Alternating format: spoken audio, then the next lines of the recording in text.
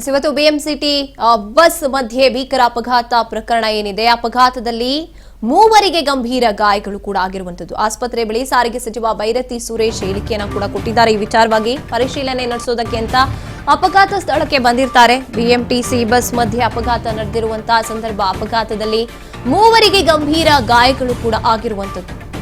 ಆಸ್ಪತ್ರೆ ಬಳಿ ಸಾರಿಗೆ ಸಚಿವ ಬೈರತಿ ಸುರೇಶ್ ಬಂದಿದ್ದಾರೆ. ಅಪಘಾತದಲ್ಲಿ 13 ಪ್ರಯಾಣಿಕರಿಗೆ ಸಣ್ಣ ಪುಟ್ಟ ಗಾಯಗಳಾಗಿದೆ. ಚಾಲಕ ಅಭಿಷೇಕ್, ಪ್ರಯಾಣಿಕರಾದ ಶರಣಮ್ಮ, ಭಾಗ್ಯಜ್ಯೋತಿ ಅನ್ನುವರಿಗೆ ಆಸ್ಪತ್ರೆಯಲ್ಲಿ ಚಿಕಿತ್ಸೆ ನಡೀತಾ ಇದೆ. ಅಂದ್ರೆ ಈ ಮೂವರಿಗೂ ಕೂಡ ಗಂಭೀರ ಗಾಯಗಳಾಗಿರುವಂತದ್ದು. ಬಸ್ ಬ್ರೇಕ್ ಹಿಡಿದಿಲ್ಲ ಅಂತ ಡ್ರೈವರ್ ಹೇಳ್ತಾರೆ. ಇನ್ನು ಪರಿಶೀಲನೆ ಮಾಡಬೇಕು ಈ ಒಂದು ವಿಚಾರವನ್ನ ಅಂತ ಬೈರತಿ ಸುರೇಶ್ ಅವರು ಹೇಳ್ತಾ ಇರುವಂತದ್ದು. ಮುಂದಿನ ಕ್ರಮ ನಾವು ತಗೋತೀವಿ. ಸೊ ಟಾಟಾ ವೆಹಿಕಲ್ ಬಂದು ಅಶೋಕ ಲೇಲ್ಯಾಂಡ್ಗೆ ಹೊಡೆದಿರೋದು. ಅವ್ರ ಡ್ರೈವರ್ ಪ್ರಕಾರ ಮಳೆ ಜಾಸ್ತಿ ಬರ್ತಾ ಇತ್ತು, ಜಾರ್ತು ಬ್ರೇಕ್ ಹಿಡಿದಿಲ್ಲ ಅಂತ ಹೇಳ್ತಾವ್ರೆ. ಅವನು ಸ್ವಲ್ಪ ಗಾಯ ಆಗಿದೆ. ನೋಡ್ತೀನಿ, ಅದನ್ನು ಸಹ ನೋಡ್ತೀನಿ. ಇವಿ ಬಸ್ಸು ಮತ್ತು ಯಾವುದೇ ಬಸ್ ಆದ್ರೂ ಅದು ನಮ್ಮ ಇಲಾಖೆದು ಅಲ್ವಾ, ಸಿ ಅದ್ರ ಬಗ್ಗೆ ನಾನು ವಿಚಾರಣೆ ಮಾಡ್ತೀನಿ, ಏನಾಗಿದೆ ಅಂತ ನೋಡ್ತೀನಿ. ನೋಡಿ, ಇವಿ ಬಸ್ ಒಂದು ನಿಮಿಷ ಹೇಳ್ತೀನಿ. ಇವಿ ಬಸ್ ಅನ್ನೋದು ಸುಮಾರು 1,60,00,000 ಬಸ್ ಆಗ್ತದೆ. ಅದನ್ನ ಕಿಲೋಮೀಟರ್ ಲೆಕ್ಕದಲ್ಲಿ ನಾವು ತಗೊಂಡಿರೋದು. ಆದ್ದರಿಂದ ಇವಿ ಬಸ್ಸು ಓಡಿಸುವಂಥವ್ರು ಎಕ್ಸ್ಪರ್ಟ್ ಇರಬೇಕು.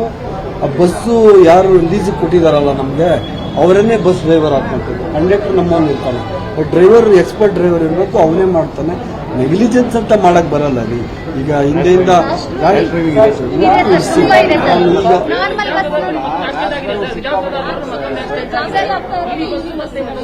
ನಾರ್ಮಲ್ ಬಸ್ ಮಾಡಿದ್ರೆ ಇವಿ ಬಸ್ ಆಕ್ಸಿಡೆಂಟ್ ಜಾಸ್ತಿ ಆಗ್ತಿದೆ ಸರ್. ಟೂ ವೀಲರ್ನವರೆಗೂ ಸಿಕ್ಕಾಪಟ್ಟೆ ಅಪಘಾತ ಮಾಡೋದು, ಡೆತ್ ಆಗುವಂಥದ್ದು ಎಲ್ಲ ಸಂಖ್ಯೆ ಜಾಸ್ತಿ ಆಗ್ತದೆ. ಇದು ಇವಿ ಬಸ್ ಬಂದಾಗಿಂದ ಯಾರೇ ಸಚಿವರಾಗಿರಲಿ ಆವತ್ತಿಂದ ಇವತ್ತರೆಗೂ ಇವಿ ಡ್ರೈವರ್ಗಳ ಆಟಿಟ್ಯೂಡು, ನೆಗ್ಲಿಜೆನ್ಸು, ರ್ಯಾಶ್ ಡ್ರೈವಿಂಗು, ಇದನ್ನು ನೀವು ಯಾರನ್ನಾದ್ರೂ ಕೇಳಿ sir, continuous.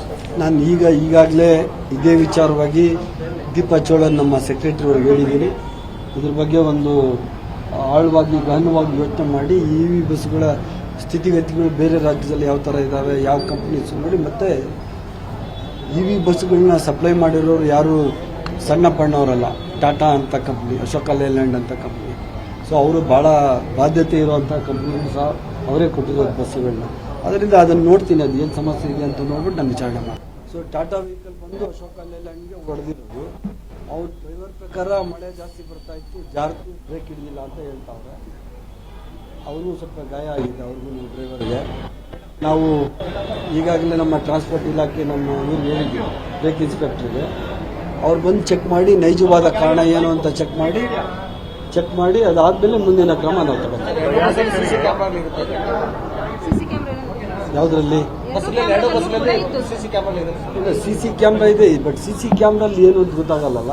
Technical problem CC ಕ್ಯಾಮ್ರಲ್ಲಿ ಗೊತ್ತಾಗಲ್ಲ. ಟೆಕ್ನಿಕಲ್ ಪ್ರಾಬ್ಲಮ್ ನಮ್ಮ ಇಲಾಖೆ, ಟ್ರಾನ್ಸ್ಪೋರ್ಟ್ ಇಲಾಖೆಯವರೇ ಕಂಡುಹಿಡಿಯಬೇಕು.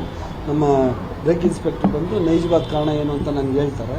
ಅದಾದಮೇಲೆ ನಮ್ಮ ಸೆಕ್ರೆಟರಿ ರಿಪೋರ್ಟ್ ಹಾಕಿ MD ಎಲ್ಲ ನೋಡಿ ನಾವೇನು ಮುಂದೆ ಕ್ರಮ ತಗೋಬೇಕು ಅಂತ.